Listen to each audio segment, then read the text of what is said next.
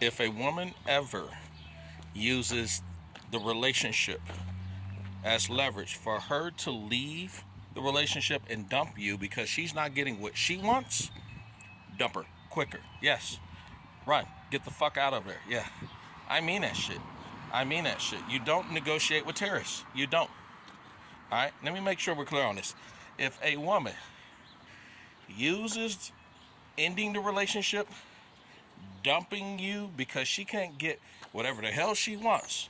You know, she says, well, if you don't get me this $300,000 car, I'm going to leave you and I'm walking out of that door. Or I'm going to end the marriage. And yeah, get rid of her ass fucking immediately. And especially if you got your own place and that bitch is staying with you, yeah, the moment she threatened that shit, take all of her shit, pack that shit up immediately, kick her the fuck out of your goddamn house. You don't have to fucking deal with that shit. You know, your studio apartment, you know, your condo, townhome, whatever the fuck, man. Yeah, it just takes one time. Because, see, here's the deal. A lot of you guys out there will just sit back and tolerate it and just look at it as, oh, she just playing. But what's going to happen is she's going to do those threats multiple times. And the more threats she does, and the more you tolerate it, the more the bitch is going to go ahead and lose fucking respect for him. That's right, she's going to lose a lot of respect. Oh, she just playing, you know what I'm saying? Man, shut the fuck up with that, man. That bitch ever threatened to end the relationship because she can't get whatever she wants. You know, like a bratty little child, spoiled little bitch child or whatever the fuck, right? Yeah, you dump her ass. Get rid of her. Done. You have to. I'm going to go more into detail about this. Anyways, this is Mr. Gigi on the Men's Daily Advice and Encouragement channel. Men's Daily Advice and Encouragement channel. Make sure you guys click that heart button. There's a heart button on this screen. Tap on the heart button. Also, repost. Click on the repost of this video, right? Click on the little arrow button. I appreciate it, too. Also, too, if you're on YouTube, click that like button. Click that subscribe button. I really appreciate it, too. Yeah, pardon me. I got fucking noise out here.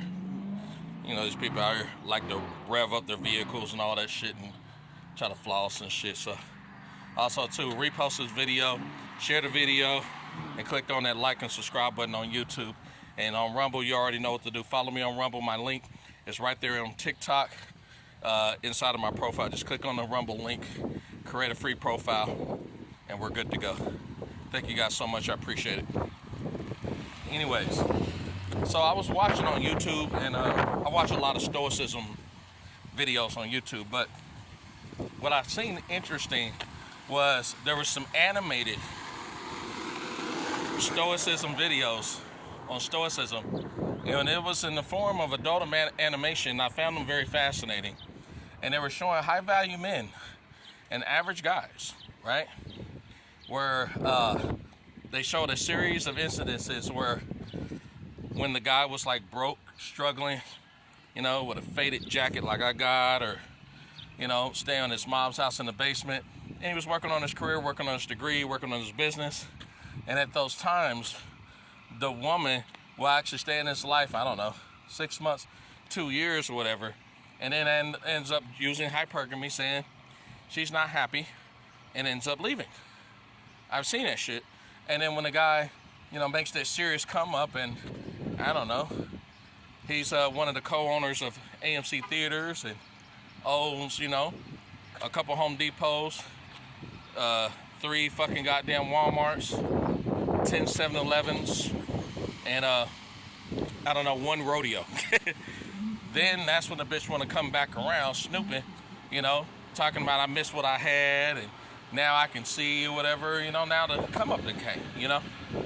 Well, in the midst of all that, they also show videos where there's some of the women where if by chance, if you're rich and wealthy, and let's say you met a totally different woman who wasn't like that, right? But it's bad and fucked up in a different way. But you move this woman in, and let's assume you're making, I don't know, $100 million a month, okay? $100 million a month. For whatever the fuck it may be. And now you moved her in there, and usually in about 30 days, maybe 90 days, let's just assume that you didn't know this, right? And this woman has over, I don't know, $400,000 of student debt, a car, that's debt, and then probably a home, right? But we're gonna say all this shit totaled up to 400 grand. Of course, with your millions, you could pay it. But the thing is that she'll go behind your back, bring all this debt to you, and then you're probably sitting in your office, you know, having your drink inside of your library or your study, because you're a fucking multi-millionaire or billionaire. And guess what the fuck happens? She comes in there with this big ass thing of debt, thinking that, well, since we're partners, we're in a partnership. You know that ignorant ass word? Partnership. Fuck partners. A relationship. So, you guys in a relationship, and she's thinking, since she's with a billionaire, you're supposed to just pay all that debt. That's right. And you tell her, that's not my problem. You pay that goddamn debt. That's right. You pay that shit. That's your responsibility. She's like, well, I made all these mistakes in my 20s and now I'm in my 30s. Can you pay it? And you're like, no. So she turns around and says, well, listen, if you don't pay my debt right now, I'm leaving the relationship. So I've seen one of those animated high-value men said, really?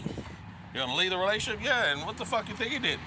He immediately left us directly, went straight to the bedroom, packed up all her shit, everything, right? The necklaces, the brand new shoes he bought for her that the bitch didn't wear, right?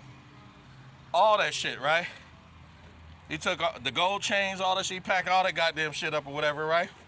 Put it at the fucking goddamn door and called security to get ready to escort this bitch out of the building. She cried, I was just mad at the time and I'm sorry. I'm sorry. We're gonna call him Maurice. Maurice! I'm sorry. Will you forgive me? And he said, I don't negotiate with terrorists. That's right. When you use the relationship as leverage, right, where you threaten the relationship in order for me to pay your debt, to pay off your mistakes, I got a problem with that shit.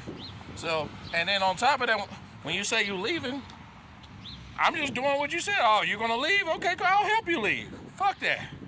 All this, I'll take it back. I was just mad at the time. No, because I done set up here, man, I done put bitches out. I done set up here, I was staying with bitches, and bitches told me, well, I'll end the relationship right now. Really? Yeah. And I started packing my shit. Where do you think you going? And shit, I'm getting the fuck out of here. You say you ended the relationship now, so it's done. I was just playing. I just stop. And they'll try to stop you at the door. They'll grab you like, please, GG, don't do it. All that shit or whatever, right? For real. But all that shit was all manipulation, tricks, testing, and all that shit or whatever, right? But you don't want to get in a relationship or date anybody who plays any fucking mind games, head games, testing, or any shit like that, you know. You listen to these dumbass dating coaches, they'll sit up there and they'll tell your ass that every woman's gonna shit test you, whatever. I disagree with that. No, the women who are gonna shit test you are the ones you don't vet appropriately. If you vet the women appropriately, you're gonna run into a few of them, right, that will not shit test you. They will not try manipulation tactics. They actually genuinely want to be with somebody. I'm fucking for real. This is around the globe. That's why we always talk about us red pillars. We talk about the vetting period. The vetting period is the most crucial period of your dating experience. When you are dating upon meeting that woman, right, you got to ask all the uncomfortable questions. You have to, man. Check her maturity. Check her lifestyle, right? You know, see what her credit score is, you know? Just ask little brief questions or whatever. See her spending habits or whatever it may be, you know, for real. Because you have to ask yourself, that bitch got all that debt and you're a multi-millionaire or whatever it may be. If you're going to acquire that person and she's not an asset and a liability, there's a high probability that bitch is going to drag you into debt. Paying for shit, buying shit that you know damn well you ain't supposed to.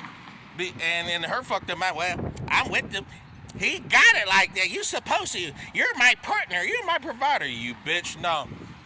Send her ass back to the streets. I got thousands of guys in my inbox that hit me up. Have those thousands of guys that are hitting you up, right, that are talking about paying for it, have them pay for that shit. Me, bitch, is not going to happen. Anyways, get rid of the bitch. Trust me on that. This is Mr. GG. I'm out of here. Take it easy. Take your red pills. Peace out.